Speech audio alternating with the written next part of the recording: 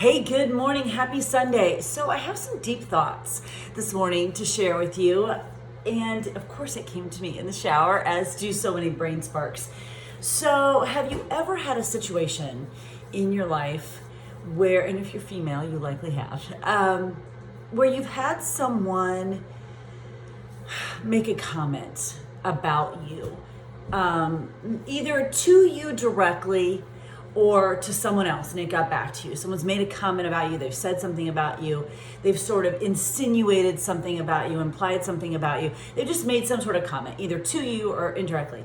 And even though you know that comment, that thought, whatever it is not true, for whatever reason, that particular comment continues to bother you and sort of nag at you and eat at you, and it feels hurtful, and you're sort of perplexed that you feel this way about this comment when you know that it's not true. And I'm sharing that because it's recently happened to me. This past week, comment was made, and it continued to bother me. And it not only bothered me that someone would say it, but it felt hurtful too at the same time. And I kept thinking, why is this bothering me so much? When I know it's not true, why is this bothering me so much? And it came to me this morning, and I hope I can kind of articulate what's in my brain.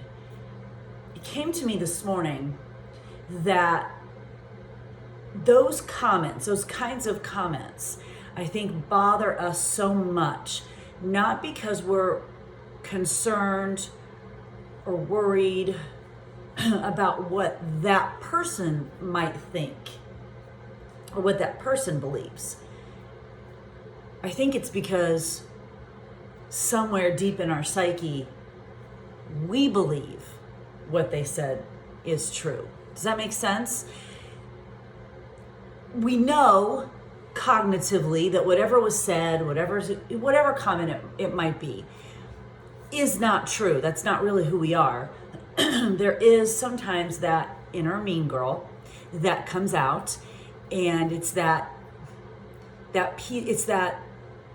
ego piece, that fear piece that comes out that we really have to work, because fear feels more comfortable to us than love or positivity. For whatever reason, fear feels more comfortable to us. We're always waiting for the other shoe to drop. We can't believe that good things can continue to happen to us. So fear feels more comfortable for us. And that's that inner mean girl, that fear voice in our heads that feels more comfortable than the concept that, you know what, we actually can create a life that we want to create. We actually can have a lot of good stuff happen to us.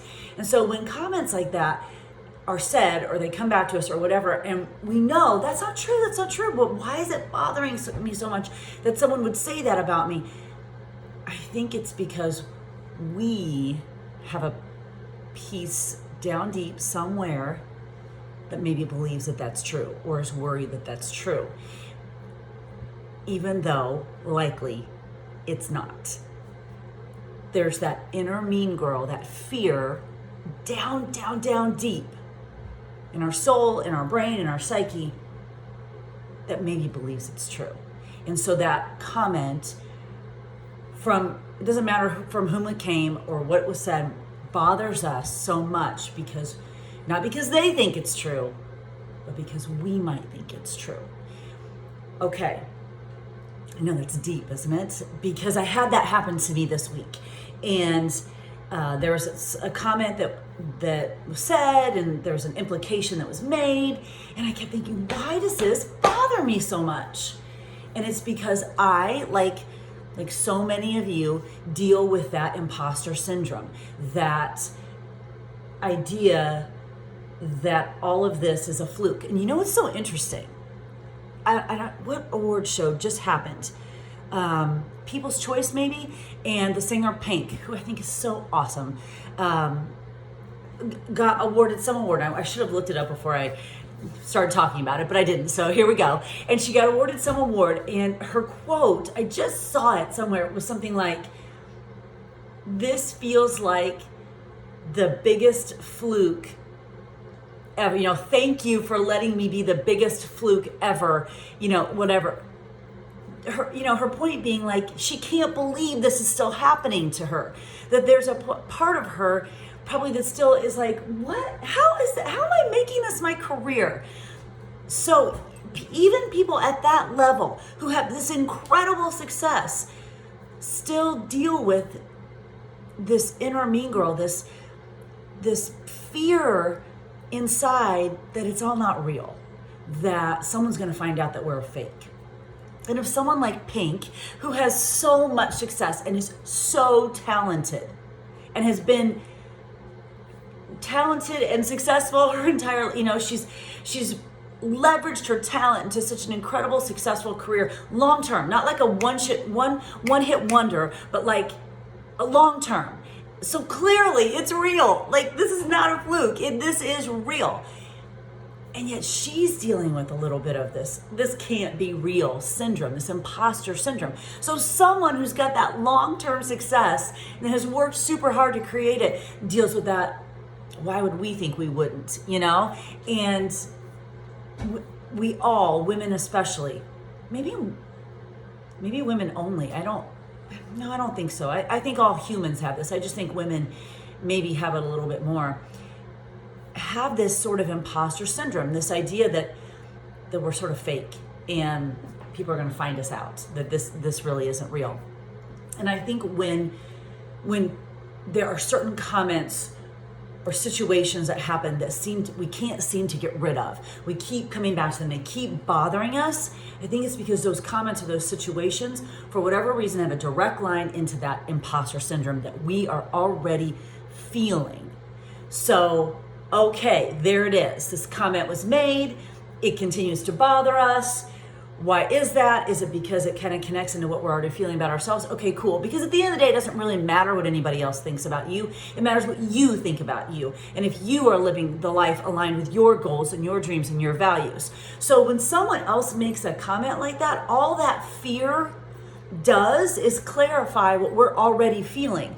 Cool, let's clarify it, because then we can bring it out, bring it into the open and go, does this have any validity? Rather than push it down and not do anything about it, if we can go, that's why that comment bothers me so much, because I have a little bit of those feelings too. I have some imposter syndrome too. I feel like this, like Pink says, is all a fluke too. Let me bring that out into the open and let me examine that. Let's not run from that. Let's not push that down and ignore that. Let's not run from that. Let's bring that out and go, okay, wonder why I'm feeling this way. Let me acknowledge that, and then let's just keep moving forward. I think that it's important to bring it out and acknowledge it, because I think because otherwise, what happens is we get defensive.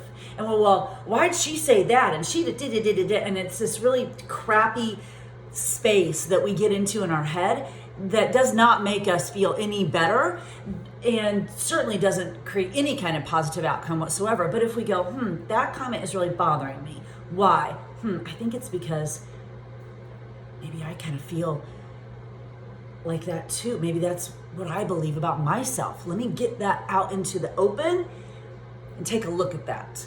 Let me really think about that for a moment. Rather than pushing it down and ignoring it, let me get that out into the open. Let me think about that for a minute. Let me do maybe some journaling, maybe some talking, just maybe some blue sky thinking about it. I don't have to be all dramatic about it, but maybe I just need to think about it and journal about it a little bit and think about it. And then, actually it's really not true. That's really not my intention or my thought process, or maybe there is a little bit of it that's true. So let me do some re-examination of let me do some assessment. Let me see what I can do. And now we're actually doing something about it. So now on the other side of whatever that comment was, or that situation was, or that relationship was that felt hurtful that we couldn't get away from, we've tapped into why it's so bothersome to us. We've brought it out into the light, and we've kind of done some figuring out about it. And it becomes so much more positive and so much more productive, instead of just feeling crappy about some comment and then getting defensive and then deflecting our feelings back onto that person or that situation or that relationship, and now nothing gets solved. Okay, so now at the end of the day, nothing's been solved and we all just feel crappy. What kind of life is that? That sucks. So if you get into a situation, if you find yourself in a situation, and I'm also talking about this because I have to put some lotion on my hands while I'm talking here because we're heading into the holidays. And guess what? Guess what? Festive stress and family dynamics. Family dynamics. And here's the thing. If you do not have a crazy person in your family, that crazy person could be you. So you might want to do some thinking around that. But because we're heading into festive stress, because we're heading into holiday situations and family dynamics, the chances are really high that at some point someone's going to make a comment about you, to you, whatever, that pisses you off. And you're going to have to take a moment and do some examination. Why does that comment bother me so much? Why does that comment bother me so much? You know, I used to get comments from my family about this little fitness business. How's that little fitness business? Are you still doing that little fitness business? 5 years later, are you still doing that little fitness business? And it used to bother me so much. And I would think, why does that bother me so much? And, you know, back when I started, and even, you know, I hadn't done the personal development to really sit with it and think about it. But why did it bother me so much? I think because I was so surprised that I had the capability to build this little fitness business. I was so surprised. I doubted my own abilities. So it wasn't that I thought they were doubting my abilities. I was doubting my abilities. Bingo. So once I've kind of started to connect those dots and those comments, it just doesn't bother me anymore. Because I've done the work to know, actually I do have the capabilities to build this little fitness business into a multi-million-dollar business from my laptop. So those comments that used to just eat at me don't bother me so much anymore. And I want to share that with you, especially now because we're going into the holidays. Someone's going to make a comment at some point that sets you off, and it's going to be an opportunity to do a little examination. And if you got a long car ride, there you go. There's a little bit of time to think about it.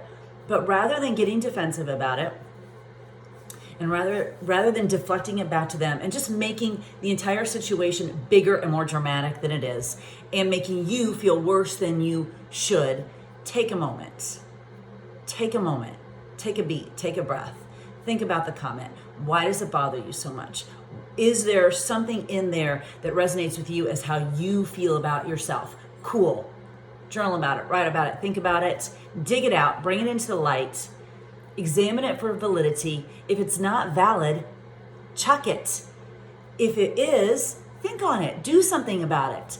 But at the end of the day, that process will make us feel 100 times better than pushing it down, getting defensive, and making it worse. So I know that was a lot on a Sunday morning, but I think Sunday mornings lend themselves to deep thoughts. And I definitely want to give you as many tools as possible moving into the holiday season as I can. I remember what it felt like to just feel like crap for about 2 months. I don't want anyone else to feel like that. So as you move into the holiday season, remember, stay on track with your workouts, stay on track with your nutrition, drink a lot of water, get some sleep, relax, enjoy the magic of the season, and use some of these tools that I talk about to help you thrive during the holiday season and not just survive. Have a great Sunday.